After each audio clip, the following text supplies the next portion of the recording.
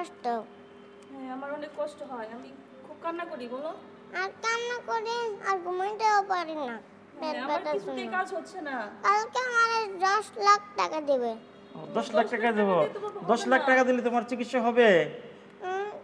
ওই 10 লাখ টাকা দিয়ে কিছু করবো না, এমনি না। খেলাধুলা করবো, পার্কে যাবো। না দেখ, খেলাধুলা করে পার্কে যাবে, আগে তোমার না ঠিক আছে, চিকিৎসা বলতে হয় নাই। ওরা হবে বলতে।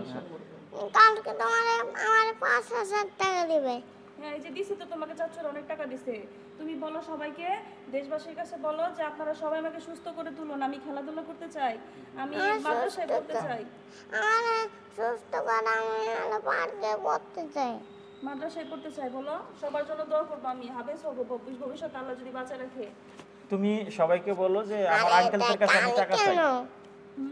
কালো কালি কেন? হ্যাঁ, তুমি বলো যে আমি আঙ্কেলদের কাছে, সকলের কাছে টাকা চাই আমি। ও চাচা, এটা কালি কেন? ওটা কালই ঠিক হয়ে যাবে, ওটা সমস্যা হবে না। তুমি তোমার আঙ্কেলদের কাছে টাকা চাও, ঈদ আসতেছে না, এই সময় টাকা চাও সকলের কাছে, বলো। আমি বলছি তো, আর কতক্ষণ বলবো? আবার একটু বলো, আবার একটু বলো। আমার ঈদের সালামি হিসাবে আপনাদের নিজের মানুষ হ্যাঁ, মনে হ্যাঁ। করে আমাকে যে যতটুকু বলো। পারেন আমাকে সাহায্য করেন, বলো যে আমি যাতে এই পেট ব্যথা থেকে আল্লাহ জানি আমাকে মাফ করে।